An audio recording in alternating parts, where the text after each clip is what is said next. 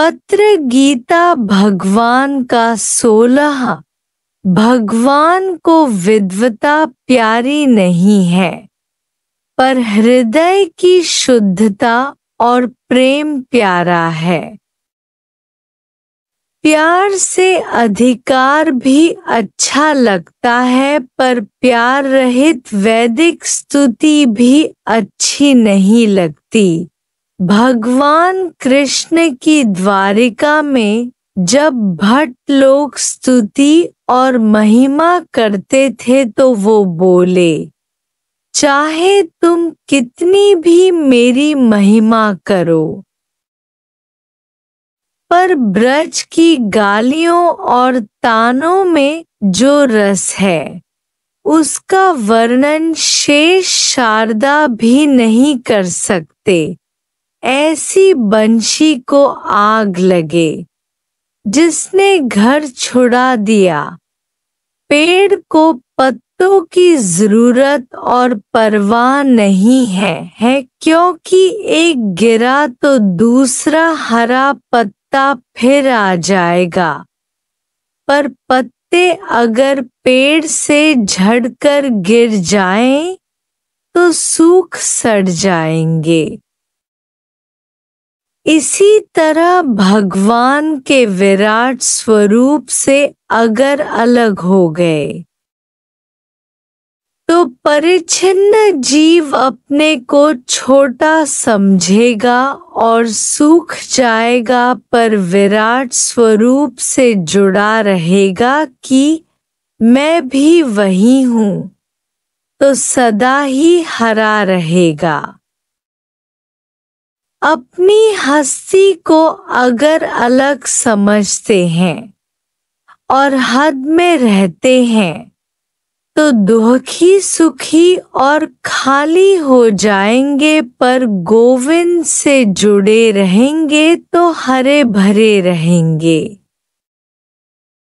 पत्ते को पेड़ की परवाह होनी चाहिए कि मैं उससे अलग न रहूं, पर पेड़ को पत्तों के अलग होने की परवाह नहीं है।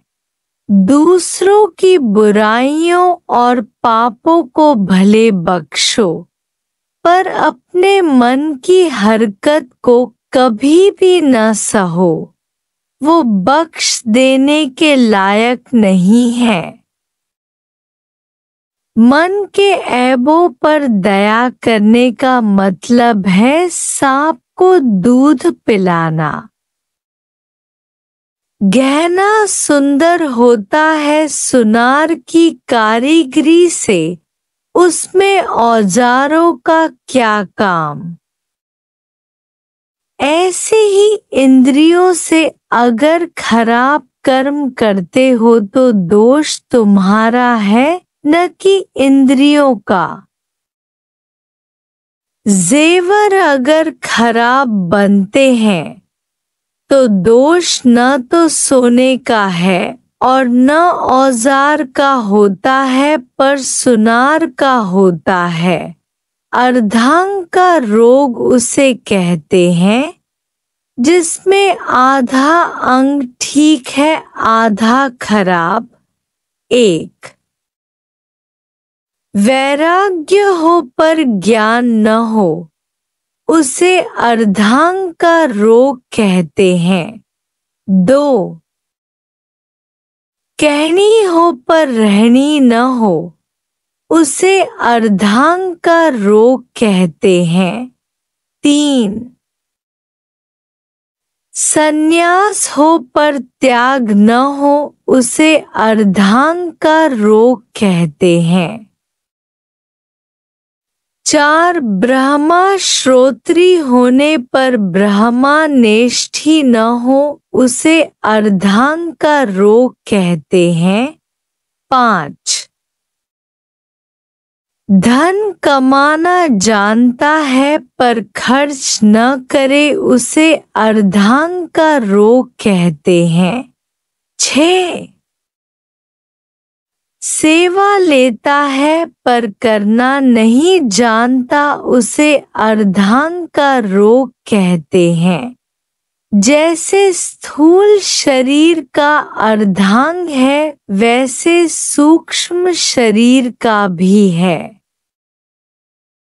जिनको ऐसा रोग है वो ब्रह्मज्ञानी गुरु से दवा लेकर जल्दी ही तंदुरुस्त हो जाए। और सुख तुम्हारी गीता।